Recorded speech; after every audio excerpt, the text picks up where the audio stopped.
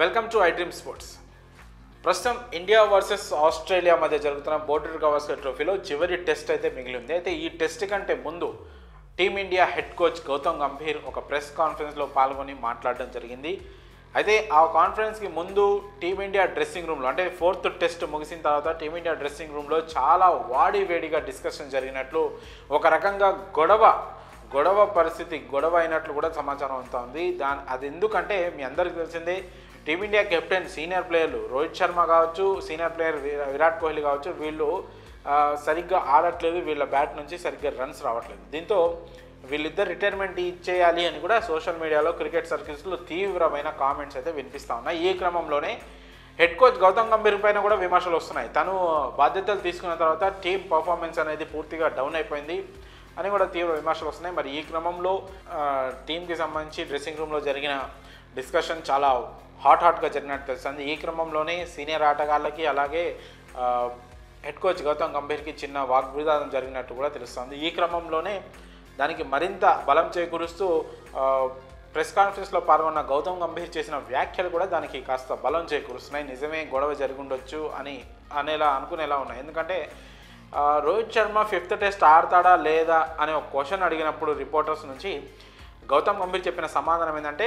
Toss వేసే ముందు playing 11 decide చేస్తాం, ఇప్పుడు డిసైడ్ చేయడం అని అన్నాడు. దీన్ని బట్టి చూస్తుంటే రోహిత్ శర్మకి తనకు డిస్కషన్ జరిగిందని ఫిఫ్త్ టెస్ట్కి పక్కన పెట్టే ఆలోచన కూడా ఉన్నట్టు తెలుస్తుంది. ఎందుకంటే యాజ్ ఏ కెప్టెన్గా, టీమిండియా కెప్టెన్గా రోహిత్ శర్మ ఖచ్చితంగా టీంలో ఉంటాడు. కానీ రోహిత్ శర్మ ఉంటాడా లేదా అనే టాస్ తర్వాత డిసైడ్ చేస్తామంటే అక్కడ పరిస్థితి ఎంత దారుణంగా ఉందో కూడా మనం అర్థం చేసుకోవచ్చు. సో ఒక రకంగా పక్కన పెట్టినా కూడా ఆశ్చర్యపోవాల్సిన అవసరం లేదు. ఎందుకంటే గత 15 టెస్ట్ ఇన్నింగ్స్లుగా రోహిత్ శర్మ చాలా పూర్ పర్ఫార్మెన్స్ అయితే చేస్తున్నాడు.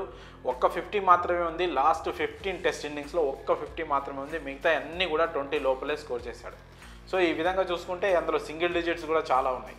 ఈ విధంగా చూసుకుంటే రోహిత్ శర్మని పక్కన పెట్టినా కూడా ఆశ్చర్యపోనక్కర్లేదు. అలాగే టీమ్ డ్రెస్సింగ్ రూమ్లో జరిగిన విషయాలపై వచ్చిన ప్రశ్నలకు గౌతమ్ గంభీర్ స్పందిస్తూ, ప్లేయర్లకి కోచ్కి మధ్య చాలా కన్వర్జేషన్ జరిగిద్దని, ఆ కన్వర్జేషన్ని అక్కడి వరకే వాళ్ళిద్దరి మధ్య, అంటే ప్లేయర్ ఇండివిజువల్స్తో మాట్లాడినప్పుడు ఆ ప్లేయర్కి కోచ్కి మధ్య జరిగిన కన్వర్జేషన్ వాళ్ళిద్దరి మధ్య ఉంచాలని, అలాగే డ్రెస్సింగ్ రూమ్లో జరిగిన డిస్కషన్ కూడా డ్రెస్సింగ్ రూమ్ వరకే ఉంచాలని కూడా గౌతమ్ గంభీర్ చెప్పడం జరిగింది. అలానే ఉంచుతామని కూడా చెప్పడం జరిగింది. సో దీంతో అక్కడ జరిగిన విషయాలు ఏవి ఆయన పంచుకోవడానికి ఇష్టపడట్లేదని క్లియర్గా తెలుస్తూ ఉంది.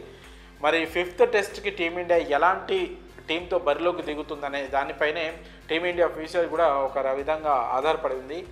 రోహిత్ శర్మ ఏమైనా టెస్ట్ రిటైర్మెంట్ ఇస్తే చివరి టెస్ట్గా భావించవచ్చు, లేదంటే ఇండియాలో రిటైర్మెంట్ ప్రకటిస్తానంటే కూడా ఏమైనా డిస్కషన్ జరిగి ఉంటే టీంతో, బీసీసీఐతో, టీం మేనేజ్మెంట్తో, అది వేరే విషయం. ప్రస్తుతానికైతే కోచ్ గంభీర్కిను అలాగే రోహిత్ శర్మకి మధ్య కాస్త వాగ్వివాదం అయితే జరిగినట్టు క్లియర్గా తెలుస్తూ ఉంది. ప్రస్తుతం రోహిత్ ఒక్కడే ఒంటరైపోయినట్లు కూడా బయట కామెంట్స్ అయితే సోషల్ మీడియాలో కూడా వినిపిస్తూ ఉన్నాయి.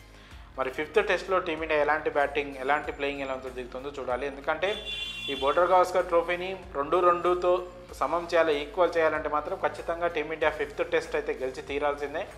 ఇప్పటికే ఆస్ట్రేలియా 2-1తో లీడ్లో ఉంది. మనం ఫస్ట్ టెస్ట్ గెలిచినప్పటికీ కూడా వాళ్ళు 2వ టెస్ట్, 4వ టెస్ట్ గెలిచారు. సో ఖచ్చితంగా ఫిఫ్త్ టెస్ట్ అనేది టీమిండియాకు చాలా కీలకం కాబోతుంది. మరి హెడ్ కోచ్ గంభీర్ చేసిన కామెంట్స్పై మీ అభిప్రాయాన్ని కామెంట్స్ రూపంలో తెలియజేయండి.